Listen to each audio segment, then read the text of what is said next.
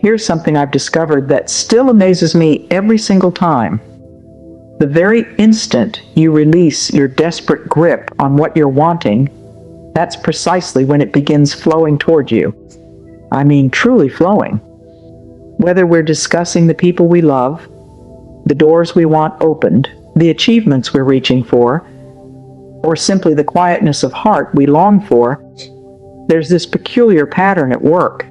The universe seems to have arranged things so that the lighter you hold something, the closer it draws near. I realize how contradictory that sounds. Dear heart, but stay with me here. What I'm going to tell you transformed my entire life, and I believe it's going to transform yours as well. Let me ask you directly, have you experienced this?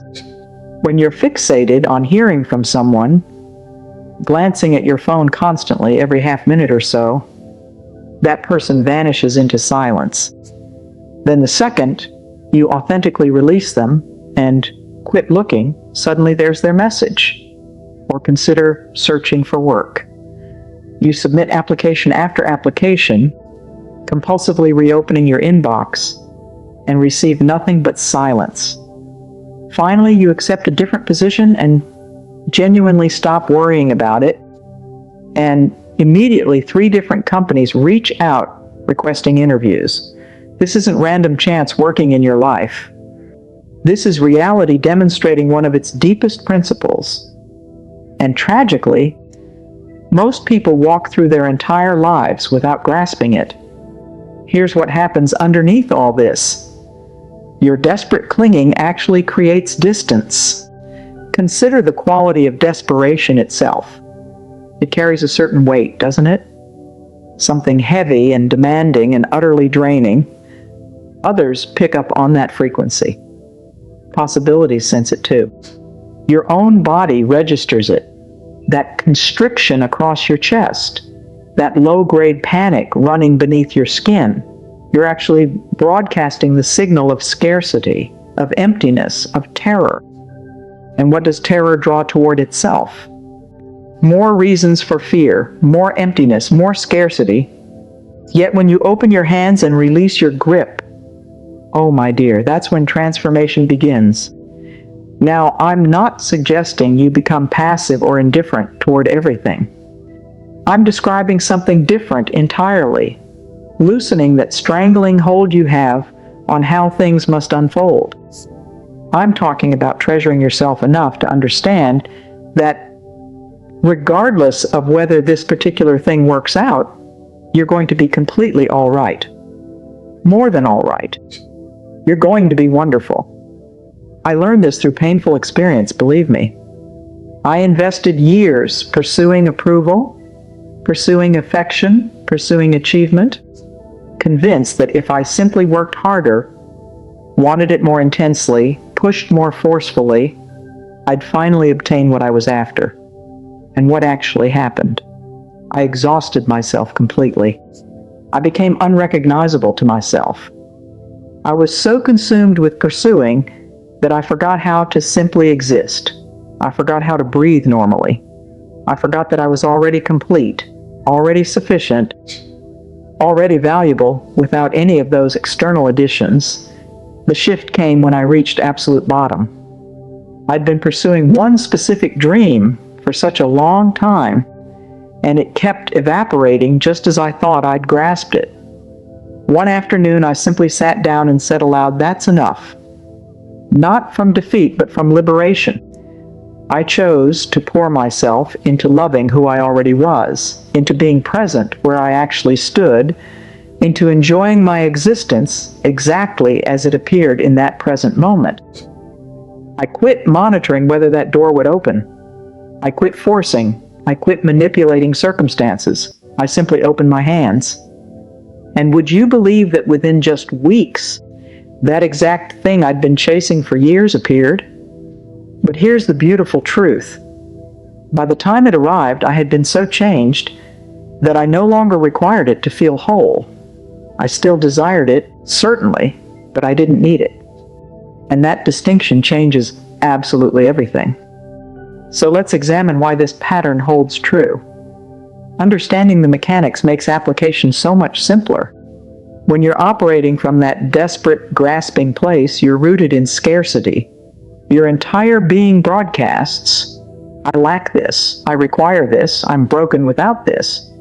And reality, in its mysterious wisdom, simply mirrors that back to you. It responds, oh, you experience yourself as incomplete. Let me provide more evidence of your incompleteness. Because that's the frequency you're transmitting. But when you release, you shift into entirely different territory. You're declaring, I'm already complete. I already have abundance. I'm already sufficient. If this comes, how lovely. If it doesn't, I remain whole. That energy becomes magnetic. That energy holds true power. That energy actually draws toward you everything you've been pursuing. Here's another dimension. When you quit grasping so desperately, you simply show up differently. Consider this carefully. When you're frantic for someone's approval, you're probably somewhat awkward, trying too hard, correct? You're not genuinely yourself. But when you authentically don't require their approval, because you've already approved of yourself, you're at ease, you're real, you're compelling. People find themselves drawn to that assurance. The same holds true for opportunities. When you're frantically trying to demonstrate your value, you project insecurity. But when you know your worth and you're not clutching at outcomes, you arrive as capable, confident, and self-possessed. And that's what causes doors to swing open. Now I can hear some of you wondering, but does this mean I should abandon effort entirely? Should I just wait passively for things to materialize magically? No, dear one. That's not what I'm describing at all. This concerns action that flows from inspiration versus action driven by desperation. This concerns showing up from abundance rather than from deficiency. Let me offer you something concrete. Say you long to welcome a loving relationship into your life. Desperate action resembles this.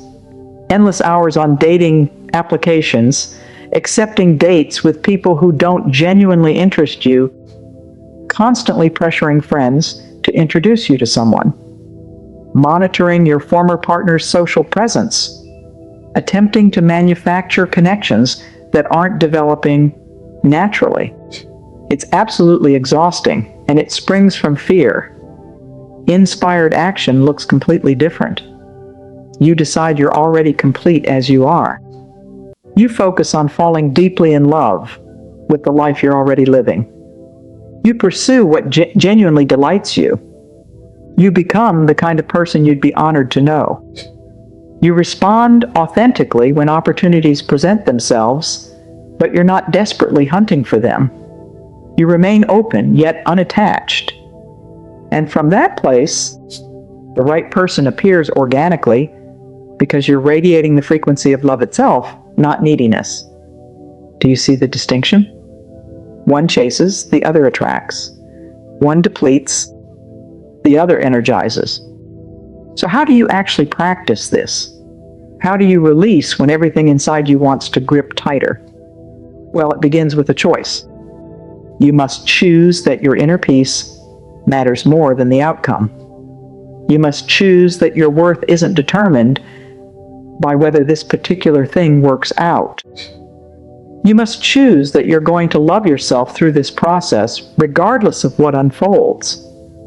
And then you practice repeatedly.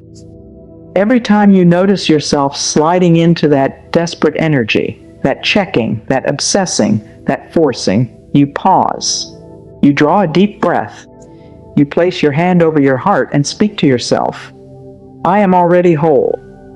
I am already enough. I release this outcome with love. What's meant for me cannot miss me. You redirect that energy back toward yourself. What could you do right now to care for yourself well? What genuinely brings you joy? What makes you feel truly alive? Pour your energy there instead. When you catch yourself checking whether something has happened yet, redirect. When you notice yourself attempting to control or manipulate an outcome, redirect. When you feel that grip of fear tightening, redirect. And here's something powerful to try. Start noticing where in your physical body you experience that attachment. Does it live in your chest, your belly, your throat? When you locate it, breathe directly into it. Imagine that tension softening and releasing. Imagine opening your hands. Your body holds these patterns, and you can release them physically as well as mentally. Another practice that truly helps is getting clear about why you want what you want. Often we believe we want the actual thing, but what we truly desire is the feeling we imagine that thing will provide.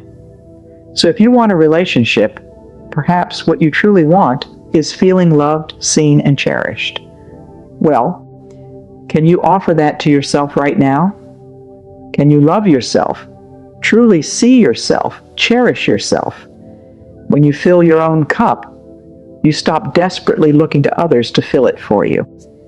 If you want success, perhaps what you truly want is feeling proud, accomplished, and secure. Can you acknowledge yourself for the distance you've already traveled? Can you celebrate the small victories? Can you build your own foundation of security by learning to trust yourself? When you provide yourself these feelings, you're no longer operating from lack. This is also deeply about trust. Trusting that life is unfolding for your benefit, not against you. Trusting that when something doesn't work out, it's because something better is approaching. Trusting that you're being cared for. And I understand that can be difficult, especially if disappointment has marked your past. But here's what I've learned through my own life. Every single time something failed to work out as I wanted, something better eventually appeared. Every single time. But I couldn't perceive it in those moments because I was too busy grieving what I thought I needed. So look back at your own story. Can you identify times when something falling apart actually led you to something better? Can you recall times when a closed door guided you to an open one that was so much more aligned with who you truly are? When you can recognize this pattern in your own history, it becomes infinitely easier to trust it in your present and your future. Here's something I want you to try today. Right after you finish reading this, identify one thing you've been gripping tightly, just one. It could be a person, a goal, an outcome, a fear, and I want you to write it down clearly. Then underneath it, write these words. I release this with love. What's meant for me will not miss me. I trust that I'm being guided toward what's best for me. And then here's the important part. I want you to do something today that has absolutely nothing to do with that thing. Something that genuinely brings you joy. Something that reminds you that your life is full and rich right now, in this very moment. Walk outside in nature. Call a friend who makes you laugh freely. Create something with your hands. Move your body. Do something kind for yourself. Redirect that energy back to you. The paradox is this. The moment you truly let go is the moment you become irresistible. Not just to other people, but to opportunities, to abundance, to everything you've been chasing. Because you're no longer chasing at all. You're being. You're living. You're whole. And here's the most beautiful part of all. Even if that specific thing you wanted doesn't return, you're going to be absolutely fine. More than fine. Because you've learned how to be complete within yourself. You've learned that your joy doesn't depend on external circumstances. You've learned that you can trust yourself and trust life itself. And that, my dear friend, is true freedom. When you stop grasping so desperately at the outcome, you start treasuring the journey itself. You start noticing the beauty that's already surrounding you. You start feeling grateful for what you possess instead of anxious about what you lack. And gratitude, that's the highest frequency there is. That's what draws everything good towards you. So yes, Release your desperate grip. Not because you're giving up, but because you're waking up. You're waking up to the truth that you already are everything you've been searching for elsewhere. The love you desire begins with you loving yourself. The validation you seek begins with you validating yourself. The peace you crave begins with you releasing the illusion that you can control everything. Let go, dear soul. Let go and watch how everything you've been chasing begins chasing you instead. Trust this process. Trust yourself. Trust that what's meant for you is already making its way toward you. And your only responsibility is keeping your heart open, your energy clear, and your faith steady. Now I want you to do something for me. Take one small action from what we've discussed today. Just one. Write that release statement. Do that joyful activity. Practice that breath when you notice yourself gripping tightly. And then come back and leave a comment telling me which one you chose and what you experienced. I read every single comment, and your story might be exactly what someone else needs to hear today. And if this resonated with you, if you felt something shift inside while reading this, subscribe so we can continue this conversation. We're building a community here of people committed to genuine transformation, people ready to release what's holding them back and step into their true power. I share new content every week with practical tools and honest talk about creating a life you genuinely love. Remember this: you are whole, you are worthy, and you are so deeply loved exactly as you are right now in this moment. Everything you need already lives within you. Stop chasing and start being. Your life is about to change in ways you cannot even imagine yet. I'll see you in the next conversation. Now go, let go, and watch the magic unfold before you.